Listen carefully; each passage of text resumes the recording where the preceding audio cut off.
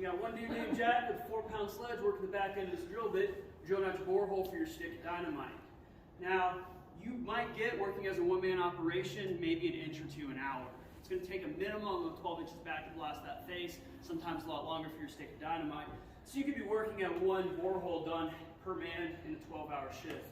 On our 12-foot by 12-foot tunnel, you're going to need a shot pattern of 20 boreholes. So you got a lot of guys working side by side, still maybe only getting one shot done in the shift. So you got to find ways to speed that up. When we do that in setups like this. It's called a double jack drill. So you got two guys named Jack running this one. First guy named Jack, he's holding onto the drill bit against your rock face, and then his buddy's going to be behind him with an 8-pound sledge ringing the back of this steel. So he's going to ring that steel, get a little eighth of a turn, ring that steel, get a little eighth of a turn. Now you're running about twice as fast. You're getting more holes done every 4 to 5 hours or so. Guy who's holding onto this drill bit though, he's going to go deaf in about 4.5 months from the ringing of the steel in his ear. So he had the right of deciding when it was time to switch jobs with the guy with the hammer. When he'd let the guy with the hammer know he wanted to switch up, just throw his thumb over the back of the drill bit like that. You want to be real careful if you got swinging that sledge, because if you bust your buddy's thumb, there is no HR department. There is no workers' comp. You don't get to go home for the day. You just get to do a different job you don't need your thumb for. That job is swinging the sledge, and you work as a team. A lot of opportunity for retaliation there, so you guys want to take good care of each other. Hydraulic jack lifts up and holds everything rigid against the roof of your tunnel. Sitting in a cradle with a feed screw at the back is a modern pneumatic air-powered jackhammer. By the way, jackhammer, the construction equipment, that all goes back to these Cornish miners named Jack. Single jack, double jack, jackhammer, it's all the same root etymology. You use air pressure to run this drill bit back and forth real fast. Turn the feed screw at the back, full operation, slides farther in that carriage into your rock face. You're getting boreholes done as fast as you need them though. Reason why it's called a widowmaker though, is doing hard rock mining here in the core of the Rockies. Most of our country rock, that's going to be the rock around the vein of ore you want to mine, is going to be granite or heavily metamorphosed granite. It's going to have a lot of quartz in it. If you run this drill bit back and forth, you're going to generate a lot of rock dust, which you will aspirate along with all that quartz. It's like breathing in microscopic shards of glass. You get instant onset silicosis.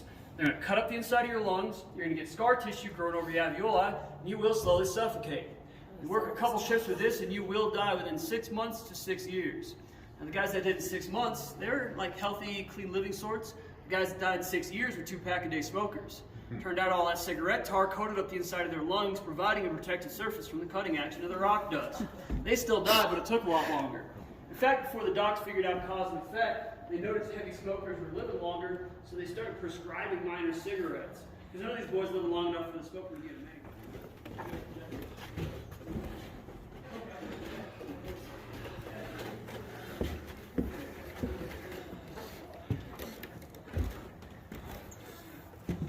Original, like to say we got Pompeii. Everyone thought they were coming back to work once the war was over, so we weren't scrapped out like a big business going out of business typically is. The only thing we're missing from this setup is what was taken up for the war effort. The only thing they added is going to be these handrails. They ended up leaving handrails back then. It gets in the way of the work. We had to put those in for you guys. Government set us up. The rest of it, it sits as it kind of lays as in 1942. It makes us the best preserved mill of our type and era in the country. Now we're going to be talking about all this equipment as we follow the path of the ore back down the mountain.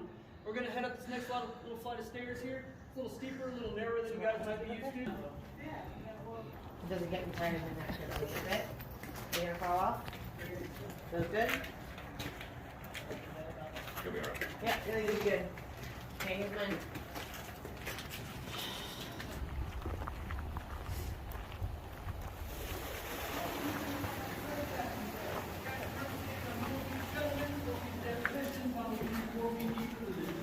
And we're 12 foot all the way around.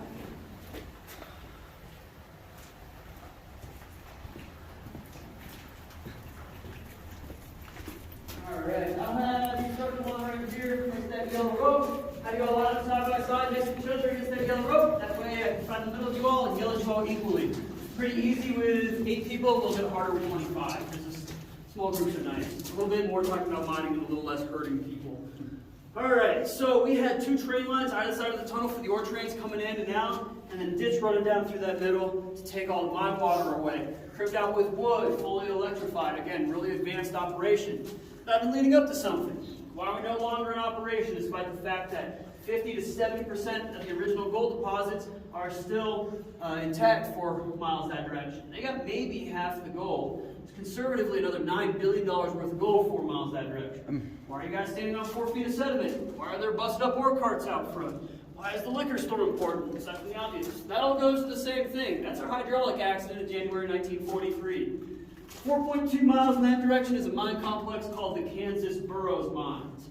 It predates our operation, and the guy that owned it provided a service similar to ours on a smaller, more local scale. Water drainage, ore haulage, that sort of thing. So when Mr. Newhouse comes in here with his royalty level money, drives his tunnel right underneath that man's operation and does his job better than him, he is not a big fan of ours. Things get a little petty, and he refuses to connect his mine to our tunnel. It means his mine will not naturally drain itself out to this 1% downhill grade, the way that all the ones you saw on that diagram in the education room did at the time. It still continued to drain to this day through that black pipe behind you guys. To get to the work shut down for World War II, the mechanical pumps keeping the Kansas Burroughs mine dry are turned off. That mine starts to flood and backfill with water. Kansas Burroughs has 2 large caverns in it. Those caverns are called stopes. Each stope is large enough you can put a jet airliner in it, swing that bad boy all the way around, wingtips wouldn't touch the walls. Well, stopes are also 1,200 feet underground. When you're 1,200 feet down a flooded mine complex like that, with all that water pushing down, that's called 1,200 feet of hydraulic head. It's the work potential of all that water when you're at the bottom there where our tunnel is. That'll math out to be millions of gallons of highly acidic water, approximately 300 psi. The destructive potential there is orders of magnitude greater than the water jets used for CNC cutting titanium plate, that sort of thing. Late 1942, early 1943, 5 men, the Bennett brothers and 3 others, get mining rights to the Kansas Burroughs mines. And their idea is they're going to come into this tunnel, they're going to connect that mine to this tunnel the way it always should have been from the very beginning. It'll slowly drain itself out over the course of years. By the time the war is over and all the men come back from the war needing jobs, the mine's going to be dry, and they're going to get a head start on the rest of the competition. But you can't even be in this tunnel while the war's going on. The government doesn't want you going after this sulfide ore for your own profit. They want you going after stuff for the war effort. So you can't really get investors, can't get financing, use best practices, things like that. You got to be creative and cut corners. Generally speaking, when it comes to mine engineering, creativity and corner cutting does not lead to a long career for reasons you guys are about to see. So in order to be safe, you need to be 40 feet of solid bedrock between that much water around the tunnel. But to drill through that 40 feet of rock, you'd have to use interlocking drill bits, a lot like modern drill pipe for oil rigs, which were too expensive and out of their reach. You're like, okay, let's get creative. Let's blast off 20 feet with dynamite and drill the remaining 20 feet with traditional hand methods. Now 20 feet of rock probably would have held back that amount of water, but you're getting pretty close to your safety margins at that point. You got to be careful not to make any mistakes. So let's say this is my face that I want to blast. I'm going to do a bunch of math, do a bunch of mine engineering. Say my face has a surface area that's so and so big, so I'm going to need a shot pattern with so many boreholes, 20 in our case. Each one will need to go so far back into that face, 6 feet for us, and each one will need to be charged with so much blasting compound or dynamite. I'm going to kick that charge off. The amount of rock I calculated will get thrown off the front of this face. This is no big deal. It was a very well-known, well-established science at the time. These guys knew exactly what they were doing. Except for, like most people in life, they knew just enough to get themselves in trouble. See, an explosive is a point source of a pressure wave. If you want to control that pressure wave to do work, whether it's mining or demolition, you got to use dense materials to control how that blast wave propagates. That's called tamping your explosive. Easier to do underground in mining than demolition, because this solid bedrock is going to be tamping that explosive force for us.